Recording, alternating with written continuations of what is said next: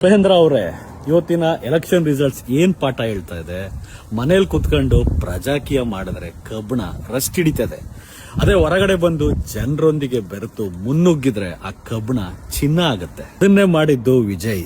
ಈಗಾಗಲೇ ಬೇಸತ್ತೋಗಿರೋ ಜನರಿಗೆ ಪರ್ಯಾಯ ಶಕ್ತಿಯಾಗಿ ಸರಳವಾಗಿ ಕಾಣಿಸಿತ್ತು. ಅವ್ರು ಮಾಡಿದ್ದೆಲ್ಲ ಇಷ್ಟೇ. ಅವರು ತಿರುಪತಿ ತಿಮ್ಮಪ್ಪನ ದರ್ಶನ ಮಾಡಕ್ಕೆ ನಿಮ್ ತರ ತಿರುಪತಿ ತಿಮ್ಮಪ್ಪನ ಬೆಟ್ಟದಲ್ಲಿ ಹೊಸ ದಾರಿ ಹಿಡ್ಕೊಂಡು ಪ್ರಜಾಕೀಯ ವ್ಯವಸ್ಥೆ ಅನ್ಕೊಂಡು ಹೋಗ್ಲಿಲ್ಲ. ಅವ್ರು ಮಾಡಿದ್ದು ಇರೋ ರಾಜಕೀಯ ವ್ಯವಸ್ಥೆಯ ದಾರಿಯಲ್ಲಿ ಸಿಗುವ ಸಣ್ಣ ಪುಟ್ಟ ಕಲ್ಲು ಮುಳ್ಳುಗಳನ್ನ ಎತ್ತಿ ಸೈಡಿಗೆ ಎಸೆಯೋದು, ಜನರೊಂದಿಗೆ ನಡ್ಕೊಂಡು ತಿಮ್ಮಪ್ಪನ ದರ್ಶನ ಮಾಡೋದು. ಅಂತವ್ರಿಗೆ ಅಲ್ವೇ ತಿಮ್ಮಪ್ಪ ದರ್ಶನ ಕೊಡೋದು. ನಿಮ್ಗೂ ದೇವ್ರು ಕಾಣಿಸ್ಬೋದು, ಆದ್ರೆ ಈ ದೇವ್ರನ್ನ ಹುಡುಕೋ ಪ್ರಯತ್ನದಲ್ಲಿ ಆ ಬೆಟ್ಟದಲ್ಲಿ ನೀವು ಕಳೆದೋಗುವ ಸಾಧ್ಯತೆ ತುಂಬಾ ಇದೆ. ಮಾತೇಳ್ತೀನಿ, ನಮ್ಮ ಭಾರತೀಯರ ಜೀನ್ಸ್ ಅಲ್ಲಿ, ನಮ್ಮ ರಕ್ತದಲ್ಲಿ ನಾವೊಬ್ಬನ ನಾಯಕನ್ನ ಫಾಲೋ ಮಾಡ್ಕೊಂಡೆ ಇಲ್ಲಿ ತನಕ ಬಂದಿರೋದು. ಇವತ್ತವರೆಗೂ ಅದೇ ಫಾಲೋ ಆಗ್ತಾ ಇರೋದು. ನೀವ್ ಹೇಳ್ತಿರಲ್ಲ ಎಲ್ಲಾ ಪ್ರಜೆಗಳು ನಾಯಕರು ಅಂತ, ಅದು ವರ್ಕ್ ಆಗಲ್ಲ. ಅಣ್ಣೋರಿದ್ದಾಗ ಒಬ್ಬ ನಾಯಕರಿದ್ರು, ಹೆಂಗಿತ್ತು ಚಿತ್ರರಂಗ.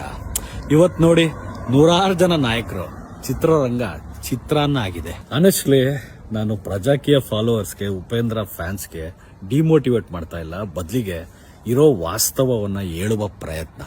ಒಬ್ಬ ನಾಯಕ ಬೇಕ್ರಿ. ಆ ನಾಯಕ ಜನರೊಂದಿಗೆ ಬಂದು ಜನರ ಜೊತೆಲೆ ಮುನ್ನುಗ್ಗುವಂತ ಮನಸ್ಥಿತಿಯ ಗಂಡೆದೆಯ ಧೀರ ಆಗಿರ್ಬೇಕು. ಇಲ್ಲದೆ ಹೋದ್ರೆ ಏನು ಮಾಡಕ್ಕಾಗಲ್ಲ. ನಾವೆಷ್ಟೇ ಬುದ್ಧಿವಂತರಾದ್ರೂ ಕೆಲವು ಟೈಮ್ ನಮ್ಮ ಬೆನ್ನು ನಮಗೆ ಕಾಣಲ್ಲ.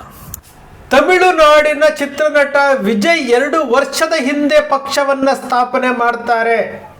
ಟಿವಿಕೆ ಪಕ್ಷವನ್ನ ಸ್ಥಾಪನೆ ಮಾಡ್ತಾರೆ. 2 ವರ್ಷಗಳಲ್ಲಿ ರಾಜ್ಯ ಪ್ರವಾಸ ಮಾಡ್ತಾರೆ. ತನ್ನ ಪಕ್ಷದ ವಿಚಾರಗಳನ್ನ ಹೇಳ್ತಾರೆ.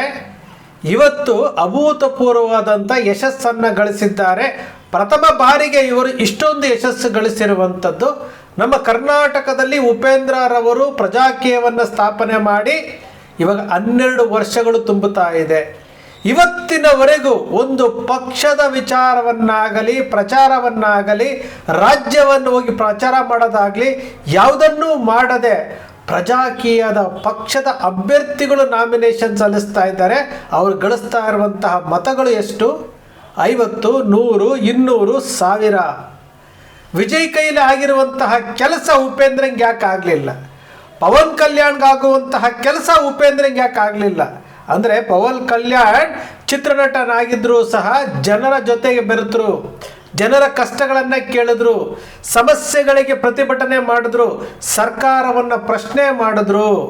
ಅದೇ ರೀತಿ ವಿಜಯ್ ಸಹ ಪಕ್ಷವನ್ನು ಸ್ಥಾಪನೆ ಮಾಡಿ ಏನು ಅಭಿಮಾನಿಗಳ ಅಭಿಮಾನವನ್ನು ಎನ್ಕ್ಯಾಶ್ ಮಾಡಿಕೊಂಡ್ರು. ಬಡವರು ಮತ್ತು ಮಧ್ಯಮ ವರ್ಗದವರನ್ನ, ಮಹಿಳೆಯರನ್ನ, ಯುವಕರನ್ನ ಸೆಳೆದ್ರು. ಅಷ್ಟೂ ಶಕ್ತಿ ನಮ್ಮ ಕನ್ನಡದ ಸೂಪರ್ ಸ್ಟಾರ್ ಉಪೇಂದ್ರರವರಲ್ಲಿದೆ ಇತ್ತು. ಅದನ್ನು ಎನ್ಕ್ಯಾಶ್ ಮಾಡ್ಕೊಳ್ಳೋಕ್ಕೆ ಬರಲಿಲ್ಲ. ಪ್ರಜಾಕೀಯ ಸ್ಥಾಪನೆ ಮಾಡಿ 12 ವರ್ಷ ಆದರೂ ಸಹ ಈ ಪಕ್ಷದ ವಿಚಾರಗಳು ಚೆನ್ನಾಗಿದ್ದರೂ ಸಹ ನಾನು ಸೋಷಿಯಲ್ ಮೀಡಿಯಾದಲ್ಲಿ ಪ್ರಚಾರ ಮಾಡ್ತೀನಿ. ನಾನು ಎಲ್ಲೂ ಸಹ ಹೋಗೋದಿಲ್ಲ, ನಾನು ಯಾರಿಗೂ ಸಹ ಹತ್ರಕ್ಕೆ ಕರೆಯೋದಿಲ್ಲ. ನನ್ನ ಪಕ್ಷದ ವಿಚಾರವನ್ನು ನೀವು ಸೋಷಿಯಲ್ ಮೀಡಿಯಾದಲ್ಲಿ ನೋಡಿಕೊಂಡು ಬಂದು ಪಕ್ಷ ಸೇರಿಕೊಂಡು ಅಭ್ಯರ್ಥಿಗಳಾಗಿ ಚುನಾವಣೆಗೆ ಸ್ಪರ್ಧೆ ಮಾಡಿ ನೀವು ಗೆಲ್ಲಬೇಕು, ಕಾರ್ಮಿಕರಾಗಬೇಕು ಅಂತ ಹೇಳ್ತಾ ಇದ್ದಾರೆ. ನೋಡಿ, ಇಷ್ಟೇ ವಿಜಯ್ಗೂ ಉಪೇಂದ್ರಗೂ ಇರುವಂತಹ ವ್ಯತ್ಯಾಸ, ಪವನ್ ಕಲ್ಯಾಣ್ಗೂ ಉಪೇಂದ್ರಗೂ ಇರುವಂತಹ ವ್ಯತ್ಯಾಸ. ಬದಲಾವಣೆಯನ್ನು ಬಯಸ್ತಾ ಇದ್ದಾರೆ ಜನ. ಪ್ರಜಾಪ್ರಭುತ್ವದಲ್ಲಿ ಬದಲಾವಣೆಯನ್ನು ಬಯಸಿದ್ರೆ ಏನಾಗುತ್ತೆ ಅನ್ನೋದಕ್ಕೆ ಇವತ್ತು ಟಿವಿಕೆ ಪಕ್ಷ ವಿಜಯ್ ನಮ್ಮ ಮುಂದೆ ಸಾಕ್ಷಿಯಾಗಿ ನಿಲ್ತಾರೆ. ಆದರೆ ಕರ್ನಾಟಕದಲ್ಲಿ ಬದಲಾವಣೆ ಬಯಸುವಂತಹ 2 ಪಕ್ಷಗಳಿಗೆ ಆಲ್ಟರ್ನೇಟ್ ಯಾವುದಾದ್ರೂ ಇದೆಯಾ ಅಂತಂದರೆ ಪ್ರಾದೇಶಿಕ ಪಕ್ಷ ಆಗಿದ್ದಂಥ JDS ತನ್ನ ಅಸ್ತಿತ್ವವನ್ನು ಕಳ್ಕೊಳ್ತಾ ಇದೆ. BJP ಪಕ್ಷದೊಂದಿಗೆ ಒಂದು ಸಾರಿ, ಕಾಂಗ್ರೆಸ್ ಪಕ್ಷದೊಂದಿಗೆ ಒಂದು ಸಾರಿ ಮಾಡಿಕೊಂಡು ಅದು 123 ಸ್ಥಾನಗಳನ್ನು ಗಳಿಸೋದಕ್ಕೆ ಅದರ ಕೈಲಿ ಆಗಲೇ ಇಲ್ಲ. 113 ಸ್ಥಾನ ಬಹುಮತಕ್ಕೆ ಬೇಕಾಗಿರುವಂಥದ್ದು ಅದರ ಸಮೀಪಕ್ಕೂ ಹೋಗಲಿಲ್ಲ. ಈ ಪಕ್ಷ ಇವತ್ತು BJPಯ ನೆರಳಿಗೆ ಹೋಗಿದೆ. BJP ಒಳಗಡೆ ವಿಲೀನ ಆದರೂ ಆಶ್ಚರ್ಯ ಪಡಬೇಕಾಗಿಲ್ಲ. ಪ್ರಾದೇಶಿಕ ಪಕ್ಷಗಳು ಕಟ್ಟುವಂಥವರು ನಮ್ಮ ಕರ್ನಾಟಕದಲ್ಲಿ ಎಲ್ಲರೂ ಫೇಲ್ ಆಗಿದ್ದಾರೆ. ಇವತ್ತು ಯಡಿಯೂರಪ್ಪನವರು KJP ಕಟ್ಟಿದ್ರು, BJPನ ಬೈಕೊಂಡೋದ್ರು, ಕೊನೆಗೆ ಅಲ್ಲೇ ಅವ್ರ ಜೊತೆ ಸೇರಿಕೊಂಡ್ರು. ಆಮೇಲೆ ಶ್ರೀರಾಮುಲು ಪಕ್ಷ ಕಟ್ಟಿದ್ರು, ಅವರು ಅವ್ರ ಜೊತೆ ಸೇರಿಕೊಂಡ್ರು. KCP KVP ಅಂತ ಕಟ್ಟಿದ್ರು, ಅವರು ಬಂಗಾರಪ್ಪನವರು ಅದು ಸೇರಿಕೊಂಡ್ರು.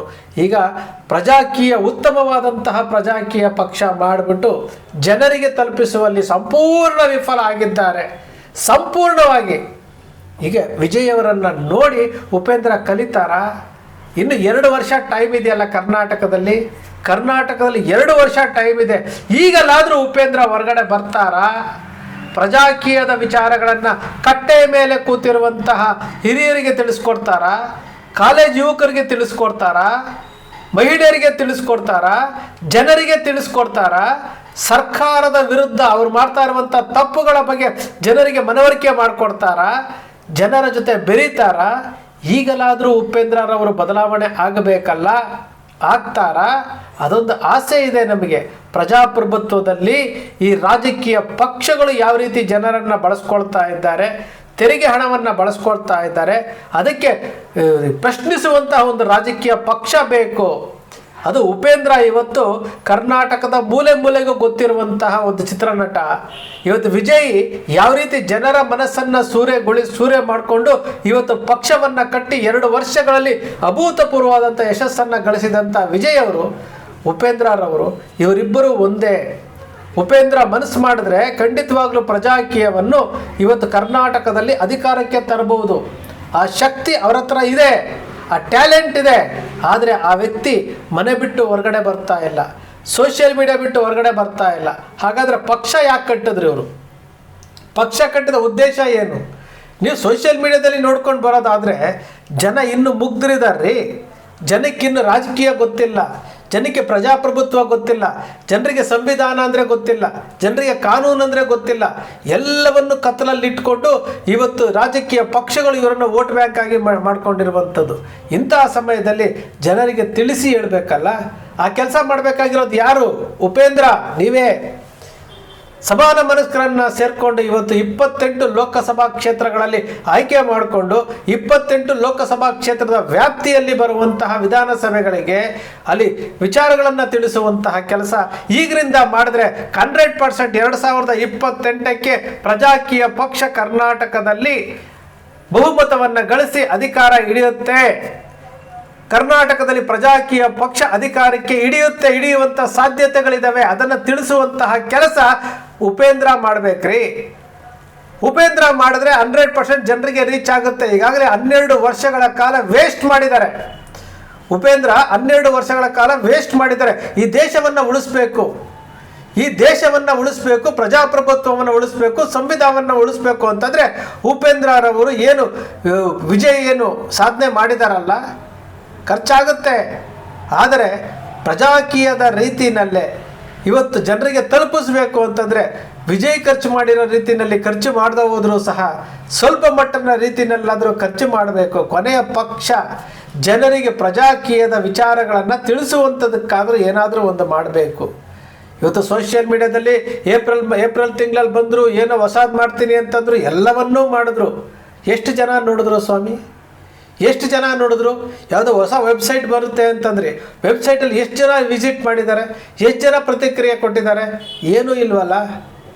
ಆಫ್ಲೈನ್ಗೆ ಬನ್ನಿ, ಆನ್ಲೈನಿಂದ ಆಫ್ಲೈನ್ಗೆ ಬನ್ನಿ. ಆನ್ಲೈನು ಬೇಕು, ಆದರೆ ಆಫ್ಲೈನ್ಗೆ ಬಂದಾಗ ಮಾತ್ರ ಜನರಿಗೆ ವಿಶ್ವಾಸ ಮೂಡುತ್ತೆ. ಇವತ್ತು TVK ಮಾಡಿರುವಂತಹ ಸಾಧನೆ ಇದೆಯಲ್ಲ, ಅದು ಅಭಿಮಾನಿಗಳು ಮಾಡಿರುವಂಥದ್ದು. ಜನರು ಚೇಂಜನ್ನು ಬಯಸಿದ್ರು, ಅದಕ್ಕೋಸ್ಕರವಾಗಿ ಇವತ್ತು TVK 100ಕ್ಕೂ ಹೆಚ್ಚು ಸ್ಥಾನಗಳನ್ನು ಗಳಿಸಿದೆ. ಇನ್ನು ಸ್ವಲ್ಪ ಬಹುಮತಕ್ಕೆ ಸ್ವಲ್ಪ ಶಾರ್ಟೇಜ್ ಇದೆ, ಅದೇನೋ ಒಂದು ಮಾಡುತ್ತೆ. ಒಟ್ಟಿನಲ್ಲಿ TVK ಪಕ್ಷ ಏನು ಸಾಧನೆ ಮಾಡಿದೆಯಲ್ಲ, ಅದು ಪ್ರಜಾಕೀಯ ಪಕ್ಷವನ್ನು ಸ್ಥಾಪನೆ ಮಾಡಿರುವಂಥ ಉಪೇಂದ್ರರವರಿಗೆ ಕಣ್ತೆರೆಸಬೇಕು. 2 ವರ್ಷಗಳ ಕಾಲ ಟೈಮ್ ಇದೆ ಕರ್ನಾಟಕದಲ್ಲಿ, 2 ವರ್ಷಗಳ ಕಾಲ ಟೈಮ್ ಇದೆ.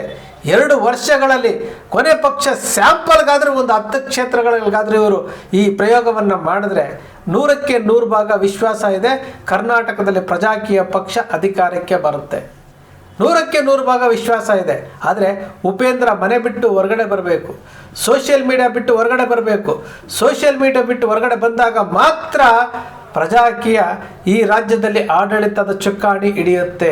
ಅದು ಸಾಧ್ಯತೆ ಇದೆ ಅನ್ನೋದಕ್ಕೆ ನಮ್ಮ ಕಣ್ಣು ಮುಂದೆ TVK ಪಕ್ಷ ಇವತ್ತು ಏನು ವಿಜಯ್ ಅವರು ಹೇಳ್ತಾರಲ್ಲ, ಕಾಡಿನಲ್ಲಿ 100 ಪ್ರಾಣಿಗಳಿದ್ದಾರೆ, ಆದರೆ ಒಂದೇ ಒಂದು ಮಾತ್ರ ಸಿಂಹನಿಗೆ ಕಾಡಿನ ರಾಜ ಅಂತಾರೆ ಅಂತ.